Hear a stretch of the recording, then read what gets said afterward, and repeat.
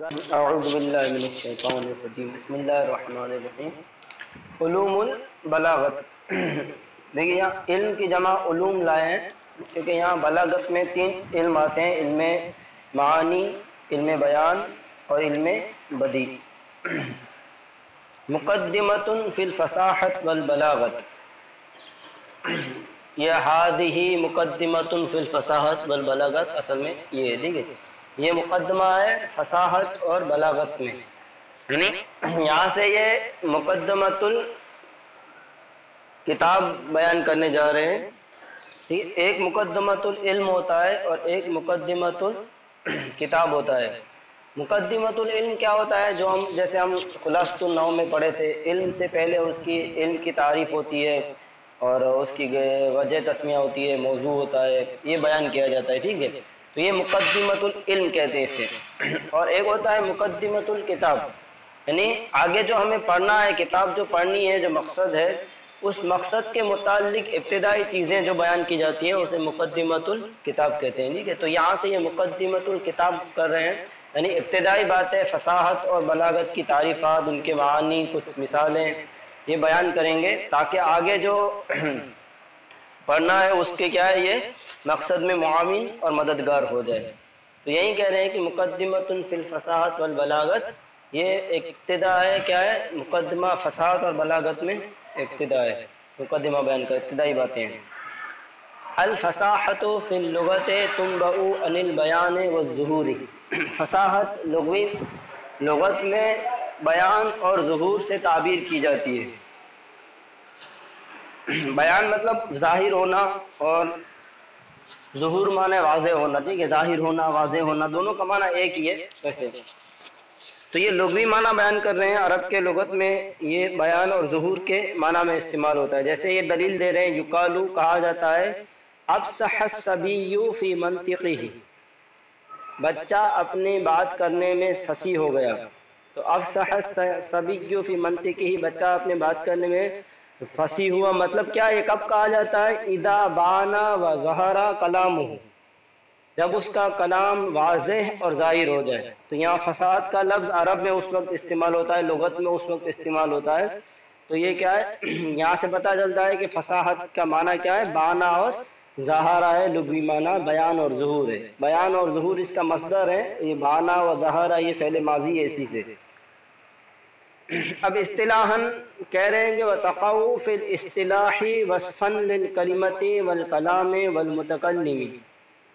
اصطلاح میں کہا جاتا ہے، یہ واقع ہوتا ہے فصاحت وصفاً، وصف واقع ہوتا ہے کس کا؟ للکلمہ، کلمہ کا وصف واقع ہوتا ہے، والکلام، کلام کا، والمتکلم اور متکلم کا، یعنی یہ وصف بنتا ہے، ایک صفت بنتی ہے۔ جیسے ہم یہ کہہ سکتے ہیں کہ یہ لفظ فصیح ہے، یہ کلمہ فصیح ہے، ٹھیک ہے، اس طرح یہ کلام کا بھی وصف بنتا ہے۔ جیسے ہم یہ کہتے ہیں کہ یہ کلام فصیح ہے، یہ بیان فصیح ہے، یہ نعت فصیح ہے، ٹھیک ہے، تو یہ ایک صفت بن رہی ہے یہاں پر، شعر کی، لفظ کی، کلمے کی طرح۔ والمتکلم، متکلم کی صفت بنتی ہے، جیسے ہم یہ کہتے ہیں کہ یہ خطیب بہت فصیح ہے، یہ نعت گو یا یہ شاعر بہت فصیح ہے، ٹھیک ہے۔ تو یہ کیا ہے، ایک طریقے سے ایک صفت بنتی ہے اصطلاح میں، یعنی یہ کوئی الگ سے کوئی چیز نہیں ہے، بلکہ ایسی چیزیں ہیں کہ جن کے پائے جانے سے ہم کسی کی صفت، یہ چیزیں ان کی پائی جائیں تو ہم ان میں کیا ہے، اس کو کہہ سکتے ہیں کہ یہ کلمہ فصیح ہے، یہ کلام فصیح ہے، متکلم فصیح ہے۔ اب یہ فصاحت کب پائی جاتی ہے، کیا کیا چیزیں ہوتی ہیں، تو آگے بیان اس کا کریں گے، ٹھیک ہے۔ تو کلمہ فصیح ہوتا ہے، کلام فصیح ہوتا ہے اور متکلم بھی فصیح ہوتا ہے۔ کلمہ فصیح ہونے کے لیے کون کون سی چیزیں درکار ہیں، کلام فصیح ہونے کے لیے کون کون سی چیزیں چاہیے، اور متکلم کے فصیح ہونے کے لیے کون کون سی چیزیں چاہیے، وہ اب آگے بیان کریں۔ دیکھیے پہلا نمبر 1، فصاحت الکلمۃ، کلمے کی فصاحت کیا ہے بتا رہے ہیں۔ تو فصاحت کلمہ ہے سلامتها من تنافر الحروف ومخالفت القیاس والغرابۃ، فصیح کلمہ وہ ہوتا ہے سلامتها، کہ اس کا سلامت ہونا، یعنی کلمے کا سلامت ہونا، کلمے کا بچا ہوا ہونا، کلمے کا بے عیب ہونا، یہ ہم ترجمہ اس کا کر سکتے ہیں۔ سلامت ہوا یعنی کلمہ سلامت ہو، کن چیزوں سے؟ من تنافر الحروف، تنافر حروف سے، و مخالفت القیاس اور مخالفت قیاس سے، والغرابت اور غرابت سے، یعنی اگر کوئی کلمہ تین چیزوں سے پاک ہے، تین چیزوں سے سالم ہے، تو ہم یہ کہہ سکتے ہیں کہ وہ کلمہ فصیح ہے، ٹھیک ہے۔ پہلا ہے تنافر الحروف، دوسرا ہے مخالفت القیاس، اور تیسرا ہے غرابت۔ اس کو آپ اچھے سے ذہن نشین کر لیجیے گا کہ تنافر حروف، مخالفت القیاس اور غرابت، ان تین چیزوں سے جو کلمہ سلامت ہو وہ کلمہ فصیح ہوتا ہے، اس کو ہم کلمہ فصیح کہہ سکتے ہیں۔ اب تنافر حروف کیا ہے، مخالفت القیاس کیا ہے اور غرابت کیا ہے، اس کی اب پوری وضاحت مثالوں کے ساتھ کریں گے، ٹھیک ہے۔ دیکھیے فتنافر الحروف، تو حروف کا تنافر، تنافر کا لفظی معنی یہ نفرت، آپس میں نفرت ہونا، ٹھیک ہے، نفرت سے بنا ہے یہ، تو تنافر باب تفاعل سے ہے، تو اس کا معنی ہوگا آپس میں ایک دوسرے سے نفرت کرنا، ٹکرانا، ٹھیک ہے، لفظی معنی ہوگا حروف کا آپس میں نفرت کرنا، ٹکرانا، ٹھیک ہے۔ وصف فی الکلمہ، تنافر حروف کیا ہے، تنافر حروف وصف، ایک وصف ہے، فی الکلمہ، کلمہ میں، تنافر حروف کلمے میں ایک ایسا وصف ہے، یوجب ثقلھا علی اللسان، جو کیا ہے زبان پر کلمے کے ثقل کو لازم کرتا ہے، یوجب لازم کرتا ہے، ثقلھا اس کے ثقل کو، بوجھ کو، ٹھیک ہے، علی اللسان زبان پر، یعنی کلمے کو بھاری کر دیتا ہے، وہ بولنے میں کیا ہے کلمہ دشوار ہو جاتا ہے، وَأُسْرًا نُتَقِي بِهَا، اور زبان اور اس کے ذریعے سے، بہا اس کے ذریعے سے، نطق کیا ہے بات کرنا تنگ ہو جاتا ہے، اسر مانے تنگ ہو جانا، ٹھیک ہے، مشکل ہو جانا۔ تو تنافر حروف کی کیا مطلب ہوا کہ تنافر حروف ایک ایسا وصف ہے جو کیا ہے زبان پر کلمے کو بھاری کر دیتا ہے، اس کا ادائیگی کیا ہے مشکل کر دیتا ہے، ٹھیک ہے، اور اس کی وجہ سے ظاہر ہے بات کرنا مشکل ہو جائے گا، تو یہ ہے تنافر حروف، ٹھیک ہے۔ اب تنافر حروف کچھ کلمات میں کم ہوتا ہے، کچھ کلمات میں انتہائی درجے پر ہوتا ہے، کچھ مثالیں تنافر حروف کی دے رہے ہیں، دیکھیں نحو الغش، اب دیکھیں یہ الغش، یہ الغش آتا ہے للموضع الخشن، کھردری جگہ کے لیے لفظ غشو کا استعمال کرنا، ٹھیک ہے۔ تو اب یہ الغشو کیا ہے، ایک ایسا کلمہ ہے جو کیا ہے جس میں تنافر حروف پایا جا رہا ہے، یعنی یہ حروف کیا ہے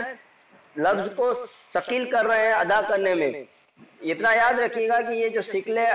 ہم ہو سکتا ہے ہم کو یہ لگے کہ ہم تو ادا کر لیتے ہیں آسان، غشو تو نکل آتا ہے، کوئی ثقل نہیں آ رہا ہے، ٹھیک ہے، تو یہ ہماری بات نہیں ہو رہی ہے، اول تو یہ عرب زبان ہے، تو عرب کے لوگوں کی بات ہو رہی ہے، اور اوپر یہ کہ یہ کون سا لفظ کتنا ثقیل ہے، وہ کیا ہے جو عربی زبان کو زیادہ جاننے والے ہیں، عربی زبان سے جن کی ممارست ہے، عربی اسلوب کو جو جانتے ہیں ان کے لیے، ٹھیک ہے، وہ یہ ثقالت کیا ہے نہیں ہے وہ لوگ پہچان سکیں گے۔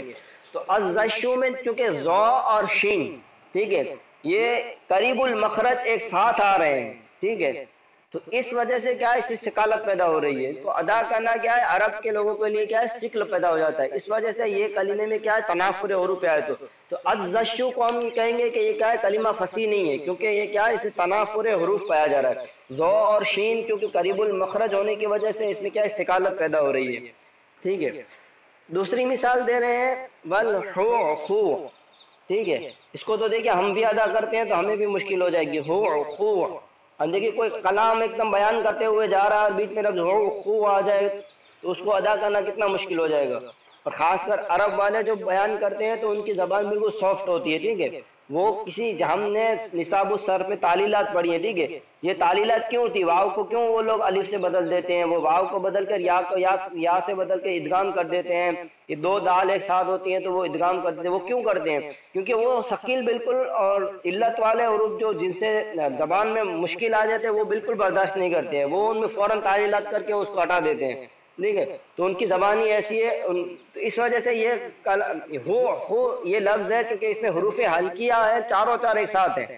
تو ان حروف حلقیہ کا ایک ساتھ چاروں چار ادا کرنا ہے کیا ہے یہ شکل پیدا کرتا ہے زبان میں، تو ہو کیا ہے یہ فصیح کلمہ نہیں ہے کیونکہ اس میں تنافر حروف پایا جا رہا ہے۔ خو کا مطلب کیا ہے بتا رہے ہیں کہ نبات، یہ ایک نبات کا نام ہے، ترآہ الابل، جس کو کیا ہے اونٹ کھاتا ہے، چرتا ہے، ٹھیک ہے۔ تیسرا کلمہ ہے والنقاح، ٹھیک ہے۔ نقاح یہ للماء العذب الصافی، صاف اور میٹھے پانی کے لیے لفظ نقاح کا استعمال کرنا۔ تو نقاح میں دیکھیے قوف اور ہا، یہ ایسے دو مخرج ہیں کہ جو بہت دور کے مخرج ہیں، ٹھیک ہے۔ اب ان کو دور کے مخرج کو ایک ساتھ ادا کرنا تھوڑا کیا مشکل ہو جاتا ہے نقاح کر کے، ٹھیک ہے۔ تو چونکہ یہ دور کے مخرج ہے اس وجہ سے ان کو ثقالت ان میں ادا ہو جاتی ہے، تو اس وجہ سے اس میں کیا ثقالت پیدا ہو جاتی ہے، ٹھیک ہے۔ والمستشزر، اب دیکھیں یہاں پر سین، تا، شین، زا، را، یہ ایک ساتھ ایسے عقل میں آ رہے ہیں کہ جن کی صفات مختلف ہے، ٹھیک ہے۔ یہ صفات تو ویسے علم قرات میں پڑھائی جاتی ہے، حروف کی صفات، تو ان کی مختلف صفات ہیں اور یہ ایسے الفاظ ہیں کہ ایک ساتھ ان کو ادا کرنا کیا ہے زبان پر مشکل ہو جاتا ہے۔ تو مستشزر یہ للمفتول، یہ اپنے صلی اللہ علیہ وسلم مفتول اس اپنے دور دھاگے کو کہتے ہیں، بٹے ہوئے دھاگے کو کہتے ہیں، ٹھیک ہے، جس کو بٹا جاتا ہے تو اس دھاگے کو کہتے ہیں مستشزر، للمفتول یعنی بٹا ہوا دھاگا۔ تو یہ ہو گیا تنافر حروف، ٹھیک ہے۔ تنافر حروف اب میں آپ کو پورا ایک بار 1 منٹ میں بتا دیتا ہوں کہ فصاحت کے بارے میں ہم نے پڑھا کہ اس کا لغوی معنی بیان کرنا، بیان واضح ہونا اور ظاہر ہونا ہے، ٹھیک ہے۔ اور اصطلاح میں وہ کلمے، کلام اور متکلم کی صفت بنتی ہے، وصف بنتا ہے، ٹھیک ہے۔ پھر کلمہ فصیح کب ہوگا؟ تو کلمہ فصیح ہوتا ہے اس وقت جب وہ 3 چیزوں سے صاف ستھرا ہو، 3 چیزیں اس میں 3 عیب نہ پائے جائیں۔ ایک تنافر حروف ہے، دوسرا مخالفت قیاس ہے، تیسرا غرابت ہے۔ پھر مخالفت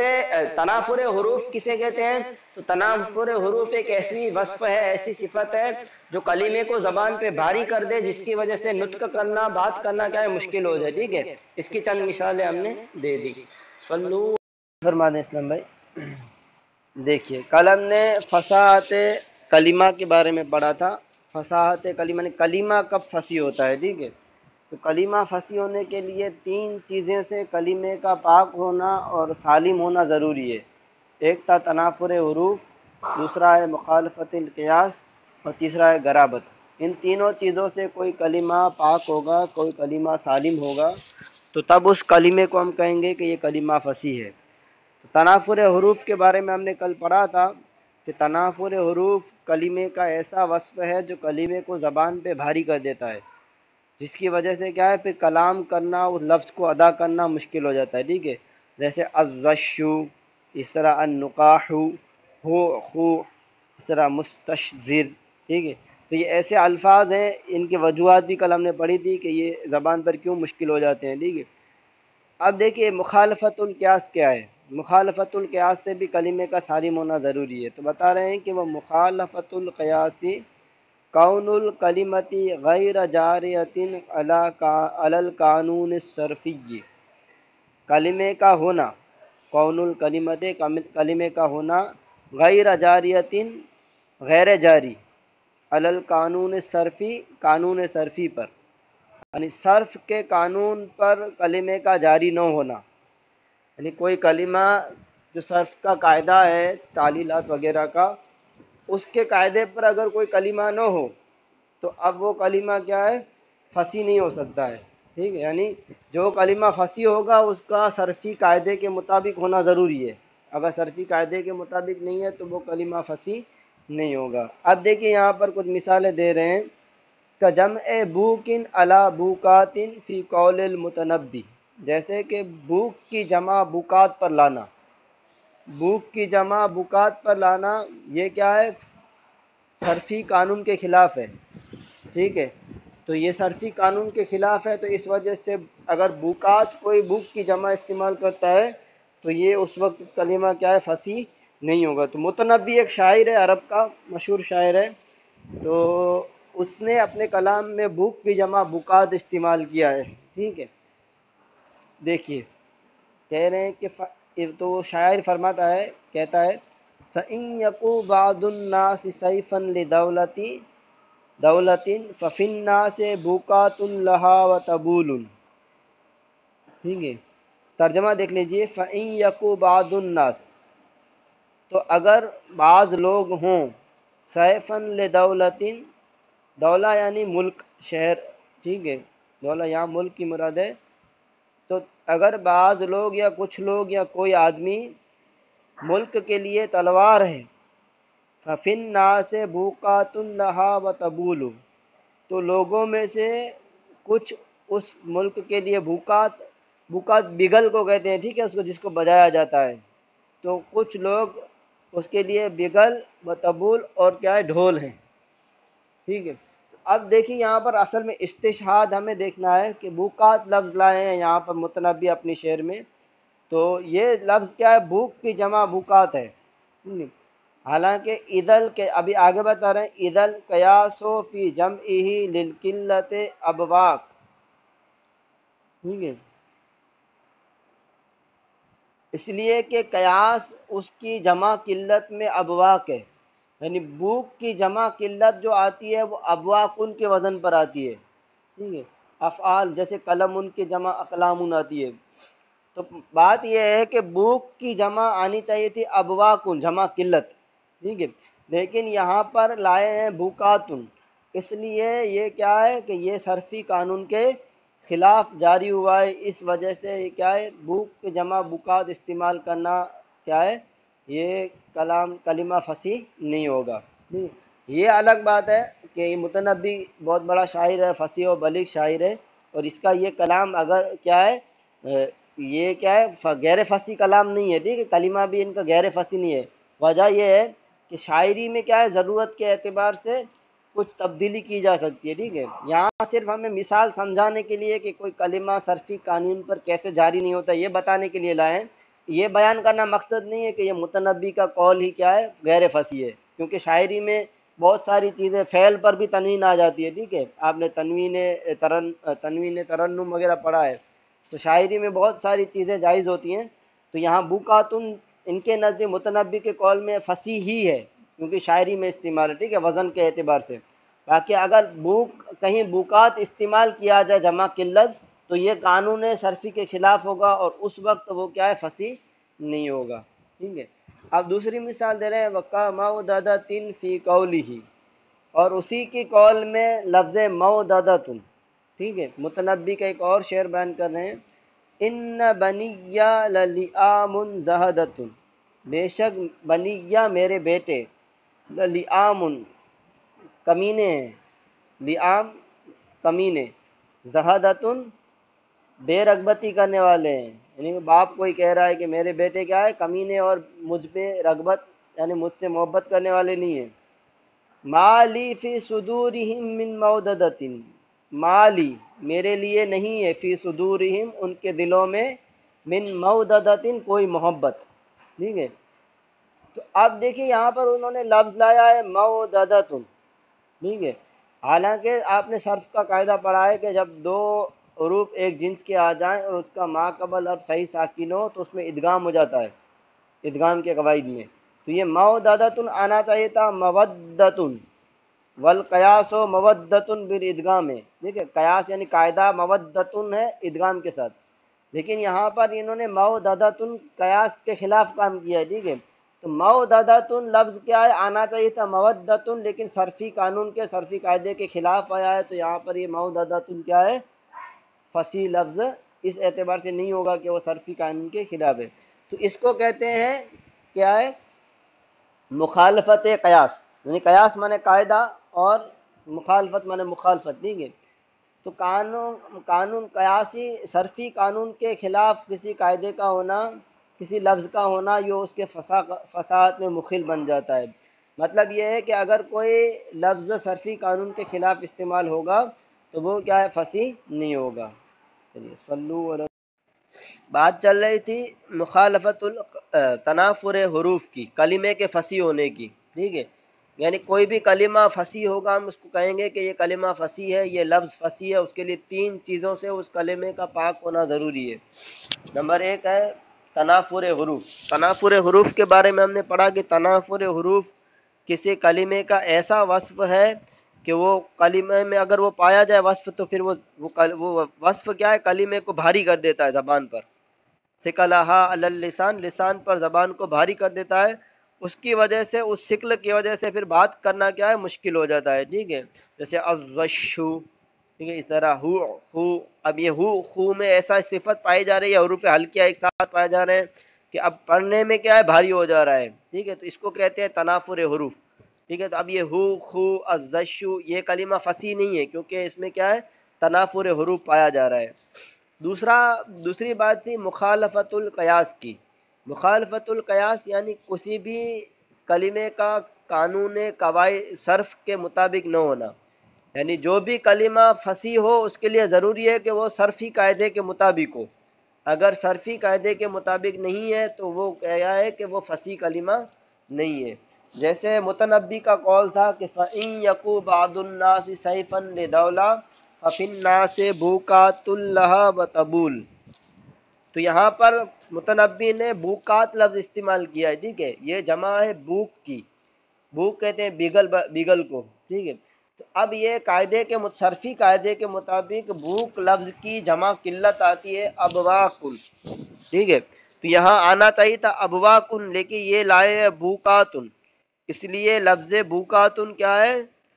فصیح نہیں ہے کیونکہ قانون صرفی کے مطابق، صرف کے قاعدے کے مطابق نہیں ہے۔ قیاس مانے قاعدہ، ٹھیک ہے۔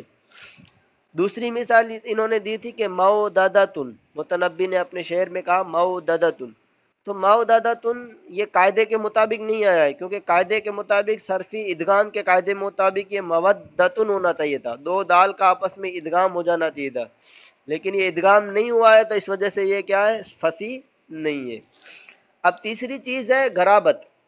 غرابت سے پاک ہونا ضروری ہے، اگر کوئی کلمے کو فصیح ہونا ہے تو اس میں غرابت نہیں ہونی چاہیے۔ غرابت کی تعریف بتا رہے ہیں، دیکھیے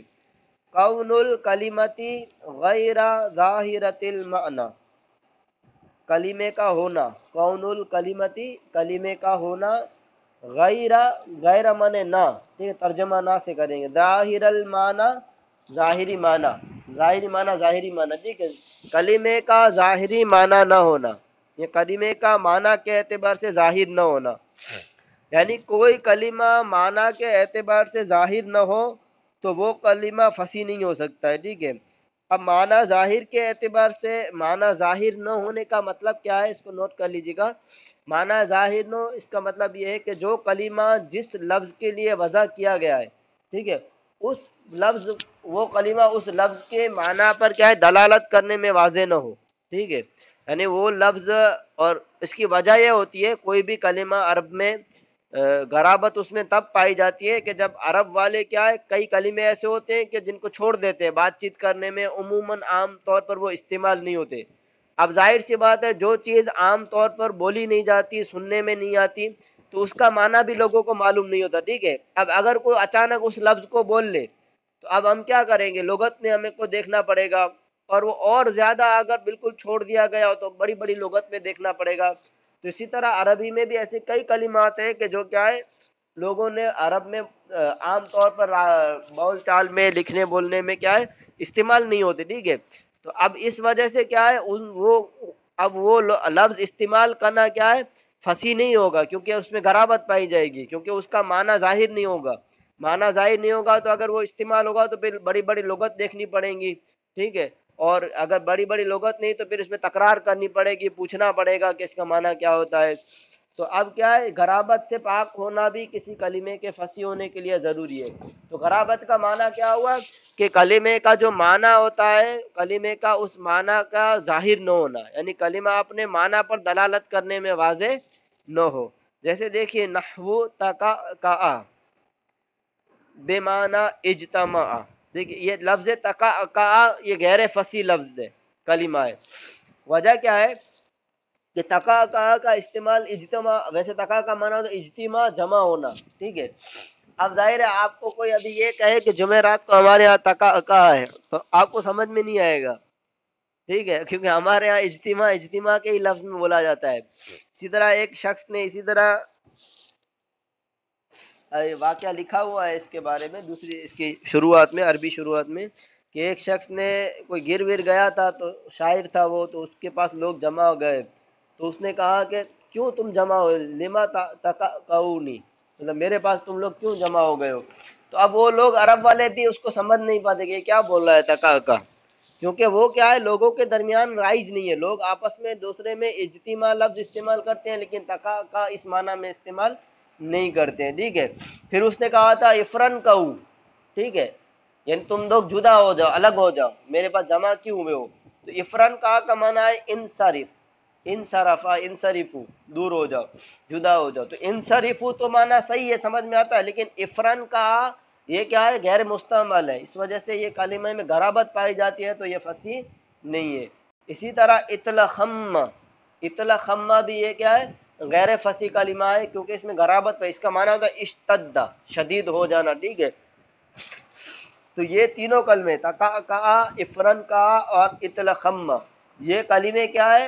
ان میں غرابت پائی جاتی ہے، یہ اپنے معنی بتانے میں ظاہر نہیں ہے، ان کا استعمال اگر کیا جائے گا تو عام طور پر ڈائریکٹ لوگ اس کا معنی سمجھ نہیں پائیں گے، ان کو لغت دیکھنی پڑے گی یا ان پر تکرار کرنی پڑے گی یا بحث کرنی پڑے گی، اس وجہ سے یہ تینوں کلمے کیا ہے فصیح نہیں ہے۔ تو یہ ہو گیا غرابت کہ کلمے کا اپنے معنی پر کیا ہے غیر ظاہر ہونا، کلمے کا معنی غیر ظاہر ہونا مطلب اپنے معنی موضوع لہو پر دلالت کرنے میں واضح نہ ہو، ٹھیک ہے۔ یہ ہو گئی کلمے کے فصیح ہونے کے بارے میں بات۔ آپ نے پڑھا تھا کہ فصاحت تین چیزوں کا وصف بنتی ہے، ایک کلمے کی، ایک کلام کی اور ایک متکلم کی۔ تو کلمے کے بارے میں بات ہو گئی، یعنی اب پتہ چل گیا کہ کلمہ کب فصیح ہوگا، ٹھیک ہے۔ تین چیزیں نہ پائی جائیں،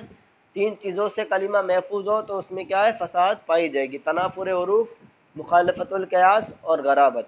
اب دیکھیے کوئی کلام کب فصیح ہوتا ہے، دوسری بات ہے فصاحت الکلام۔ فصاحت چونکہ کلام کی بھی صفت بنتی ہے، تو ہم کب کہیں گے کہ یہ کلام فصیح ہے،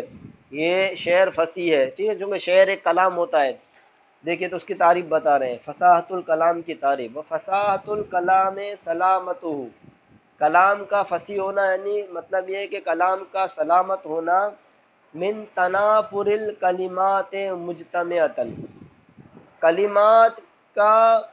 اجتماعی طور پر تنافر سے پاک ہونا، یعنی کلمے جب ایک ساتھ جمع ہو جائے، مجتمعتن کا مطلب کیا ہے جمع ہونا، تنافر الکلمات تو وہی تنافر کلمات جو ہم نے پہلے پڑھا ہے، ٹھیک ہے۔ تو تنافر کلمات یعنی ایک ساتھ چند کلمے جمع ہونے کی وجہ سے وہ کیا ہے، جمع ہونے کی وجہ سے وہ زبان پہ بھاری نہ ہو جائے، ٹھیک ہے، اس کی تعریف آگے آئے گی۔ تو اجتماعی طور پر کلمات کے تنافر سے پاک ہونا، اس کا ترجمہ یہ کریں گے اجتماعی طور پر کلمات کے تنافر سے پاک ہونا، ٹھیک ہے۔ ومن ضعف تالیف، اور ضعف تالیف سے پاک ہونا، ومن التاکید، اور تاکید سے پاک ہونا، یعنی کلمہ ان میں اس کلام کے فصیح ہونے کے لیے بھی تین چیزوں سے پاک ہونا ضروری ہے، ایک تو تنافر کلمات مجتمعتاً یعنی اجتماعی طور پر کلمات جب جمع ہوں تو اس وقت ان کا تنافر نہ ہونا،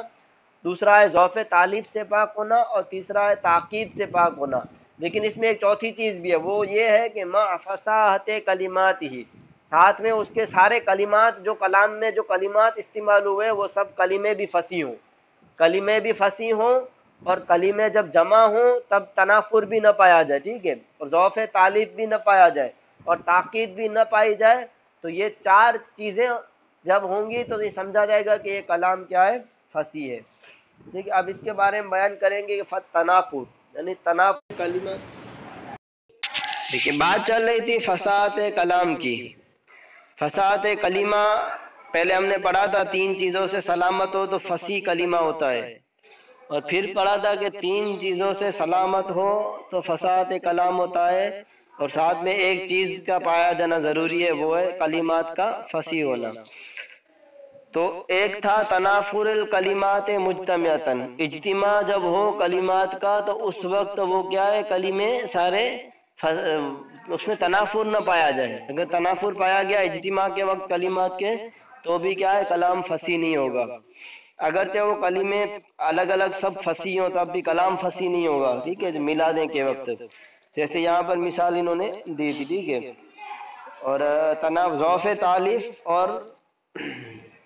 اچھا تاکید، ٹھیک ہے، ان تین چیزوں سے جو کلام پاک ہو وہ کلام فصیح ہوتا ہے، اور ساتھ میں تمام کلمے کیا ہے فصیح بھی ہونے چاہیے، اور ساتھ میں تنافر، تو تنافر کہتے ہیں ایسے وصف کو جو کلام میں پایا جاتا ہے اور جس کی جو کلام کو کیا زبان پر ثقیل کر دے اور اس سے کلام کرنا مشکل ہو جائے، ٹھیک ہے، اور ضعف تالیف کے بارے میں ہم بتا رہے ہیں. دیکھیے ضعف تالیف.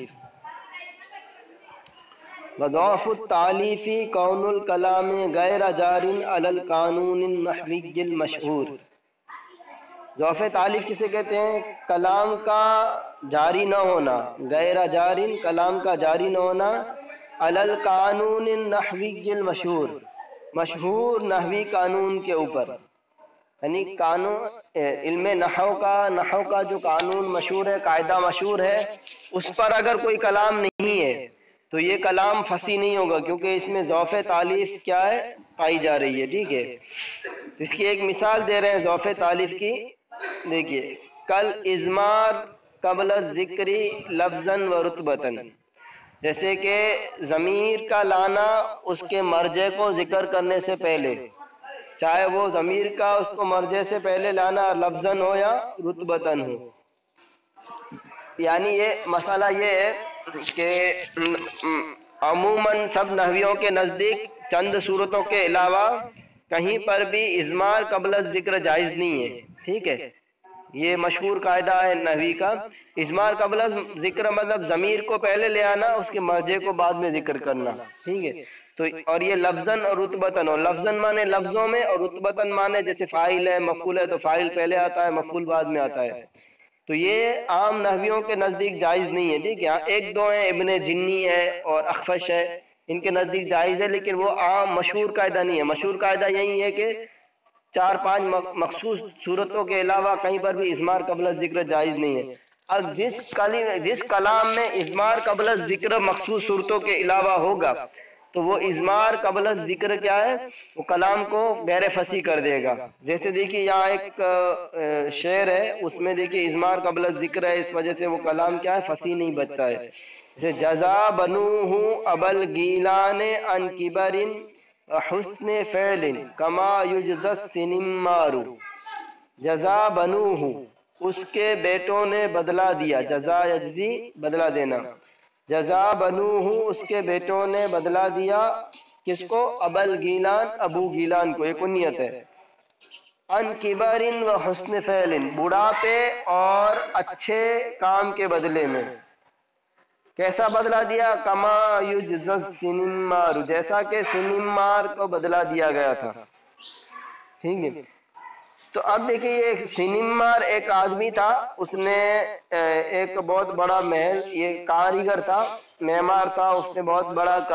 محل بنایا تھا. تو اس بادشاہ نے جس نے بنوایا تھا اس کے ہاتھ سے، اس نے اس کو اسی محل سے اوپر سے پھینک دیا تاکہ وہ دوسرا محل ایسا نہ بنا سکے. ٹھیک ہے، بہت عالیشان بنایا تھا اس نے. تو مطلب بادشاہ نے اس کو ایسا بدلہ دیا تھا. تو اس وجہ سے عرب میں یہ کیا ہے، اب جس کو برا اچھے کام کا برا کوئی بدلہ دیتا تھا تو یہ کہا جاتا تھا کہ اس کو سنمار جیسا بدلہ ملا ہے. ٹھیک ہے، تو اب دیکھیں اصل مدعا ہے بنوہ ابل گیلان. یہاں اضمار قبل ذکر ہے لفظاً اور رتبتاً، اس لیے کہ بنوہ کی جو ضمیر ہے اس کے بیٹے وہ لوٹ رہی ہے ابو گیلان کی طرف، ابو گیلان کے بیٹے مراد ہے. ٹھیک ہے، تو ضمیر پہلے آ رہی ہے، ابل گیلان اس کے بعد آ رہا ہے، مرجع بعد میں آ رہا ہے. اور یہ لفظاً تو ہے ہی کہ لفظ پہلے ہے اور کیا ہے، ضمیر پہلے ہے اور مرجع بعد میں، اور رتبتاً بھی ہے کیونکہ رتبہ فاعل کا پہلے ہوتا ہے تو ضمیر فاعل پہلے آ رہی ہے. ٹھیک ہے، اور مفعول کی بعد میں آ رہی ہے، مفعول بعد میں آ رہا ہے جو مرجع ہے. تو اس اعتبار سے یہاں اضمار قبل ذکر پایا جا رہا ہے لفظاً اور رتبتاً، اس لیے یہ کلام کیا ہے؟ فصیح نہیں ہے، کیونکہ اس میں ضعف تالیف پایا جائے. تو مشہور نحوی قاعدے کے خلاف ہے. مشہور نحوی قاعدہ یہ ہے کہ مخصوص صورتوں کے علاوہ کیا ہے، یہ اپنے اضمار قبل ذکر جائز نہیں ہے. آپ دیکھیں اس سے ہمیں یہ بھی پتہ چلتا ہے کہ کلام کو فصیح اور بلیغ بنانے کے لیے علم صرف بھی سیکھنا پڑے گا، علم نحو بھی سیکھنا پڑے گا. ٹھیک ہے، تبھی تو ہم مخالفت القیاس سے بچ پائیں گے، تبھی ہم ضعف تالیف سے بچ پائیں گے. تو یہ قواعد بھی فصاحت اور بلاغت کے لیے نحو اور صرف بھی ضروری ہے. ٹھیک ہے، یہ اب جو اضمار قبل ذکر کی جو صورتیں ہیں یہ نحو کی بڑی کتابوں میں پڑھائی جاتی ہیں. عام کتابوں میں جیسے ہم نے جو پڑھا ہے خلاصۃ النحو اور ہدایۃ النحو وغیرہ میں، ان میں یہ باتیں نہیں ہوتی. دیکھیے یہ ہو گیا ضعف تالیف. ٹھیک ہے، التاکید، تاکید کسے کہتے ہیں؟ والتاکید ان یکون الکلام خفی الدلالۃ علی المعنی المراد، کلام کا معنی مراد پر دلالت میں خفی ہونا، پوشیدہ ہونا، یعنی کلام معنی مراد پر کیا ہے، دلالت کرنے میں پوشیدہ ہو۔ کوئی کلام اپنے، دیکھو پہلے پیچھے جو آیا تھا غرابت، وہ کلام کا اپنے معنی موضوع لہو پر واضح نہ ہونا، کلمے کا، ٹھیک ہے۔ اب یہاں کلام کا جو معنی مرادی ہے، معنی موضوع لہو نہیں، معنی مرادی ہے، اس پر کلام کیا ہے، دلالت کرنے میں واضح نہ ہو، ظاہر نہ ہو، ٹھیک ہے۔ اب یہ کہہ رہے ہیں، دیکھیے والخفاء اما من جہت اللفظ، اب یہ پوشیدگی جو آتی ہے وہ کہاں سے آتی ہے، کس طور پر آتی ہے، تو کہہ رہے ہیں کہ کبھی کبھی لفظ کی طور پر آتی ہے، لفظ کی جانب سے آتی ہے، کیسے، بسبب تقدیم، مقدم کرنے کے سبب، یعنی کسی کو مؤخر کرنا تھا اس کو مقدم کر دیا، او تاخیراً، یا مؤخر کرنے کے سبب، یعنی کسی کو مؤخر کرنا تھا اور مقدم کر دیا، او فصل، یا جہاں فصل نہیں کرنا تھا وہاں پہ بیچ میں فصل کر دیا،